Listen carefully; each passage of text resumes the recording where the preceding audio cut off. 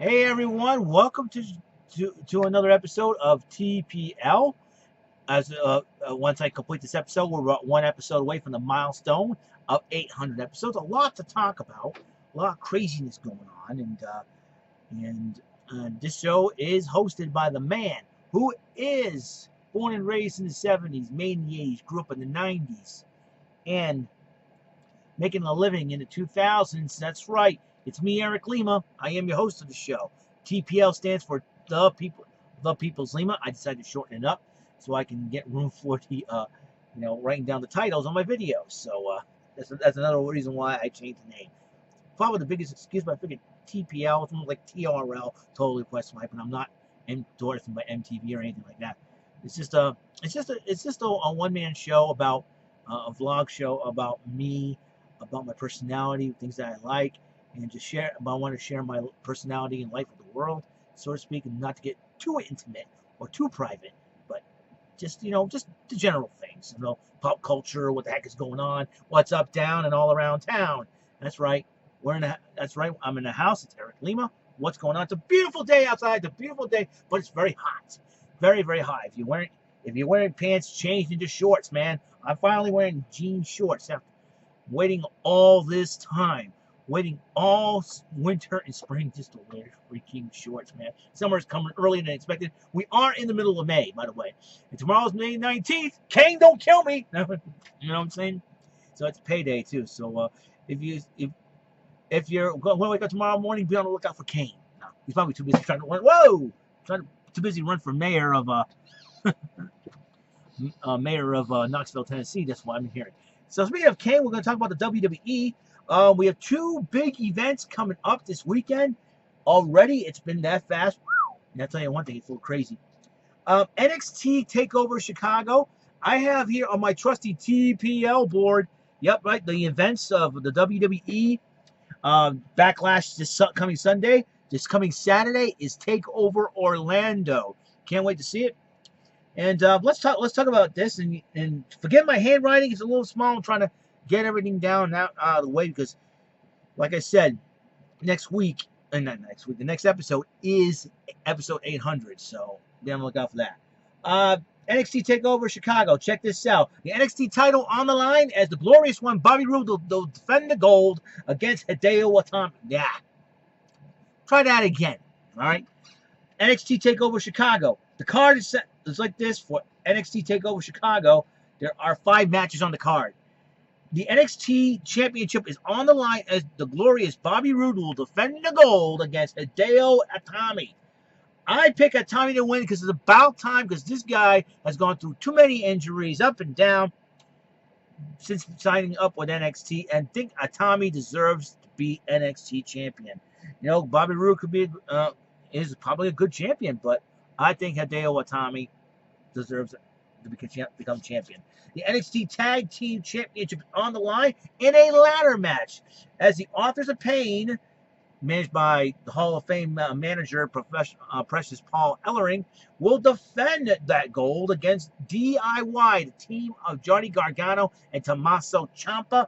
I picked DIY to win the belts back, but be on the lookout, though. It seems like Heavy Machinery wants a shot at the belts.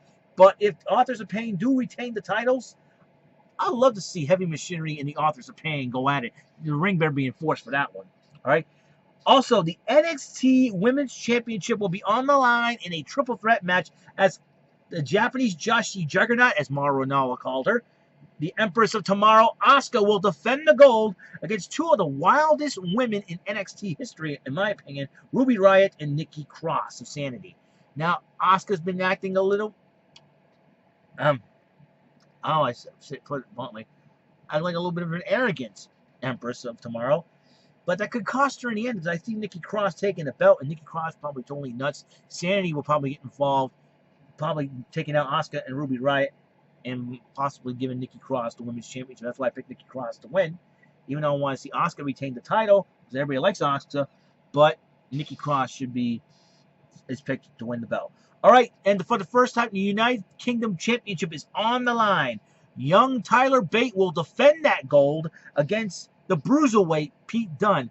Pete Dunne is hungry. He's mean. He wants revenge. That's why I pick him to win over Tyler Bate. Tyler Bate's been a very good UK champ, but I think the reason why Pete Dunne, because he's hungry. Pete Dunne is hungry, and he wants to make an impact. He'll do whatever it takes, and I think Pete Dunne will probably take that title. And finally, a one-on-one matchup. Roderick Strong wants revenge on Sanity. How you do that? You cut the head off. You cut the head of the snake off, and that snake is Sanity. The head, Eric Young, EY, and Roderick Strong. I think will do exactly that. I pick him to win. All right, that's the NXT Takeover Chicago card. Let's talk about WWE Backlash, SmackDown Live, and we just had another match added. Two former Wyatt brethren we're going to go at, family brethren will go at it. Luke Harper goes one-on-one with the very bizarre Eric Rowan. What a weirdo Eric Rowan is. I got to see on talking, expect his hand to Renee Young a balloon. That's weird. No, I don't know. Luke Harper, I pick him to win. And the match that everybody will be talking about, Dolph Ziggler versus Shinsuke Nakamura, the King of Strong Style. Dolph Ziggler's been running his mouth. I think I see Shinsuke shutting him up for once. And that's why I picked Nakamura to win that one. The kickoff show, the kickoff match will be the Perfect 10 Ty Dillinger going on against the vaudevillain himself, Mr. Aiden English. And I see Dillinger winning that one. A grudge match between Sami Zayn and Baron Corbin. I see Sami Zayn winning it because Sami Zayn is the underdog from the underground. He never gives up. I see Sami Zayn coming out the victor. All right, 6-woman tag team matchup. Team Royal Glowfire, or Team NBC as I like to call them. Naomi, the SmackDown Women's Champ, will team up with Becky Lynch and Charlotte Flair to team against the Welcoming Committee team of Natalya, Tamina, and Carmella with the ET wannabe James Ellsworth in the corner. And I see Natalya, Becky, and Charlotte winning that match. That's why I put NBC on it. Could be Peacock. Charlotte just like Peacock. Hey, NBC. That's pretty good, huh? All right. I don't know if you can see. You can see the results, but I will explain all my results. All right, the Tag Team Championship is on the line. The Usos, or as Breezango likes to call them, the Uggos, will defend the gold against Breezango. And I see Breezango finally pulling up. Breezango and the Usos, they've been around since the FCW days. Both teams were, especially Breezango in individual competition over at FCW. I see Breezango coming out winning the tag team titles. It'll be great to see them as tag champions. But then again, you got the New Day lurking in the wings. You got the Ascension. Who knows what's going to happen in this matchup? And now the Singh Brothers! The Singh Brothers. The Singh Brothers!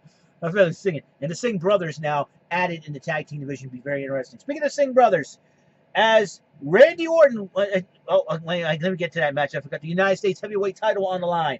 As the new face of America, Kevin Owens, who looks like the love child of Seth Rogen and the Blue Meanie, in my opinion, will go up against the phenomenal AJ Styles. I'd love to see AJ Styles walk out as United States heavyweight champion. My opinion on that one, I picked AJ Styles. And speaking of the Singh Brothers that I talked about in the tag team titles, it will be Randy Orton who will defend the WWE Championship against Jinder Mahal. I picked Mahal to win because I think the Singh Brothers will get involved in some way or fashion. And but if they get caught, Orton wins by disqualification, keeps the belt. So Mahal may end up winning it because that's the that's it. So that's all the WWE events. NXT Takeover Chicago. I've written them down in the pad just in case, so I'll be keeping track of that. Okay, a couple of things that I would like to talk about. There is I saw this on Facebook. As you know, I've been part of the game show groups on Facebook. A classic game show from the 70s and 80s is coming back. The Joker's Wild. And you'll never believe who's going to host this reboot of The Joker's Wild. In fact, TBS will be putting it on. You're never going to believe this. Snoop Dogg. Now, I found out that Snoop Dogg says he's growing up watching The Joker's Wild. It's one of his favorite game shows. He'd like to play this person to spin on it. I wonder, is the Beat the Devil bonus round going to be involved? I don't know. This ought to be very interesting to see Snoop Dogg as a game show host. I can go by the way of being the old grumpy game show purist and say it's not going to be the same. It could be worse than Joker's Wild 1990 or something like that. Now I'm kind of curious about what what could possibly come out of this one. So I'm kind of curious. So I'm gonna see what happens. I'll now be the judge of that when I first see the episode, and I'll find out for sure when that comes on, so I can get a chance to watch it. And who knows? Who knows? Snoop Dogg will probably say, something. Let's go to the classic version, man. I know a lot of people probably miss a lot of questions, and will probably scream at the TV, "You idiot! You should have known that one." You know what I'm saying? But however, it's all in good. I think it's going to be very interesting. And another thing, Gisele Bundchen, the wife of New England Patriots quarterback Tom Brady. That one, as beautiful as she is, I just cannot believe that she had the unmitigated gall to say that Tom Brady had suffered a concussion in 2016. Did he? That just opened up a new can of worms. Something? I got to address the Patriot haters for just a moment. I know everybody's going to be laughing, going, "Oh, this one's on Tom Brady. Ha, ha, ha, ha, ha." Oh, she lied. Oh, the cover-ups in New England. Now, listen, all you Patriot haters, shut up. Because I'm going to tell you why you should shut up, okay? All you Patriot haters need to shut up, and I'll tell you why. Simple. All right? If the Patriots come to your team's home field, they're not just making themselves money. They're making your team money by just showing up there as a Super Bowl champions. Because all the fans will want to see the defending Super Bowl champions. They want to see Tom Brady in action. Whether they like him or hate him, they want to see Tom freaking Brady. Including Patriot fans from other countries who, not just other countries, other states who you just wanted to shoo away because, they're Patriot fans. They want to pay their money to see their favorite quarterback and player be in action. They're helping you, your teams, your stadiums make money, all right? And all of you idiots want Tom Brady suspended and such as this. You know what that means? Ratings go down, all right? Your sales are going to go down, all right, for your stadiums and your teams as well. Do you want to make money? Tom Brady is your money guy. The Patriots are your money team right now. For goodness sakes, you idiot fans, wake up and smell the stinking coffee. All right, wake up, Patriot haters, because your team has been making money by just having the Patriots show and Tom Brady show up on your team's field. Remember that. All right. Do you want the NFL go by the way the ESPN? Look at ESPN did. Ever since they ran down the Patriots with Deflategate, what happens? About many layoffs. Now you don't want that happen to your teams and everything else. I feel bad for those who've been laid off by ESPN. You know what? Why don't you blame Roger Goodell and the rest of the idiots? And they said that the NFL and the NFLPA, the Players Association, they're looking to this. If I were Roger Goodell, since if he's going to be at Gillette Stadium in the opener to see the Patriots lift up that 5th Super Bowl banner, I better make a careful decision. Now you can find Tom Brady. I'm sure Tom Brady does not mind. I mean, he's got a rich model wife. Everything else. That could be the worst case scenario. Tom Brady gets fined, a hefty fine.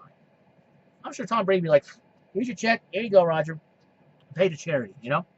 And I just, for the life of me, and you Patriot haters are such idiots. You are stupid idiots. You know what? You know what happens when you want the Patriots to have their Super Bowls and take it away and all that, and you want Tom Brady to, you know what happens? You just made the list. You Patriot haters got to realize, not only the Patriots are making themselves money, but when they come to your team stadium, when they come to Mile High, when they come to the home of the Cleveland Browns or any other team, the stadium the Patriots enter, they're making your team money. They're making the owners money. They're making the employees their money. They're helping out. The Patriots are your money team. Do I have to explain that to you? No, I don't. And I'll tell you one thing right now. You can call the Patriots cheaters all you want. Remember, they're making your team money. They're making your team money. Remember that. All right? You can't be just sitting there going, "Oh, the Patriots are cheaters. We want Brady suspended. We want the Super Bowls taken away from them." When the greenbacks come in for the other team, they'll say, "Oh, they made us money." You know what? In your city, they're probably going to need the money. They're going to bring a big, huge, humongous economy. Think about that. Think about what the Patriots can do for you. All right? Not what you can do for the Patriots. You can root for your teams. You can root for your Broncos, root for your Dolphins, root for your Jets. But every time the Patriots enter their stadium, they're just not just making themselves money. They're making your team money, your players money, your owners money, everything. They're helping them make money. Think about it. Think about it. Think about that logic for a minute. If you don't get it, I will gladly explain to you on the next few episodes when I get a chance to, because I want to make episode 800 very, very special. All right? Come on, people. Just wake up. Wake up. Celtics lost the first game of the Eastern Conference Finals to the Cavaliers. I expect the Cavaliers played Celtics tough, and, the Celtics making it that far, and they weren't supposed to make the playoffs. They were about on rebuilding stage. But the good news is they didn't win the overall #1 draft pick, so it'll be very interesting to see who the Celtics choose at that time. So, but Celtics, I'm really proud of you guys. Even though if you don't win this series, be proud of yourselves. You guys came a long, long way. You had a lot of players step up, like Isaiah Thomas, Kelly Olynyk. We'll see what happens, but LeBron James and his Cleveland Cavaliers could be really, really tough to beat. So, I hope the Celtic players could dust themselves off in game 1, say, let's go out and win game 2. And, I expect this to be, if the Celtics can get hungry and stay hungry, this could be a dogfight. Who knows? Could go up in game 7. Who knows for sure? People want to see Golden State and Cleveland go at it again. That could be a new rivalry. I like to see, I respect the Cleveland Cavaliers. I think they're a great team. But I'll tell you what, it will be very interesting to see what would happen if the Celtics do win this thing. I mean, if the Celtics do win. But Cleveland's just too good right now. I think the Celtics are a couple of key players away, but probably going all the way, possibly overtaking Cleveland. I don't know. LeBron's too good, so we got to look out on that. We know, obviously, the Bruins are eliminated from the NHL playoffs, Stanley Cup playoffs. It's now between Ottawa and Pittsburgh and Nashville and Anaheim. So the Final Four there.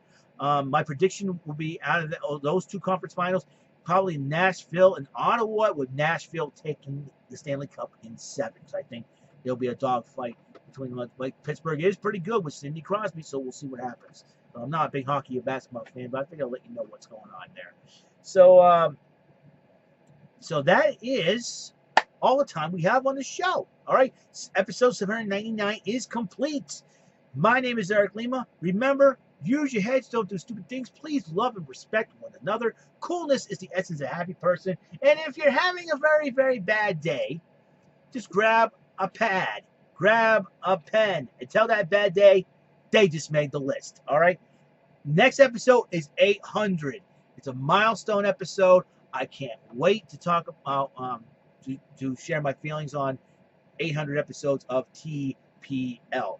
It's been a journey and a ride. I want to keep riding this thing for a long time. It's going to be totally awesome. So I'll see you guys later, and you have a wonderful, blessed day, and enjoy the beautiful summery weather if you live here in New England. If not, if it's nice and summery where you at, enjoy it, please. If it's raining, get an umbrella and stay inside, and hopefully we'll come back to you on number 800. This is going to be huge. Huge. Or as Donald Trump would say, huge. On number 800, Eric Lehman, congratulations to you. 800 episodes of the show. It'll be fantastic. I can tell. And Arnold, what do you think about this? Yeah, it's going to be fantastic. 800 episodes. Congratulations. I don't know what's going to go on. So, see you guys later. Have a wonderful day, huh, guys? Just be cool. Stay solid.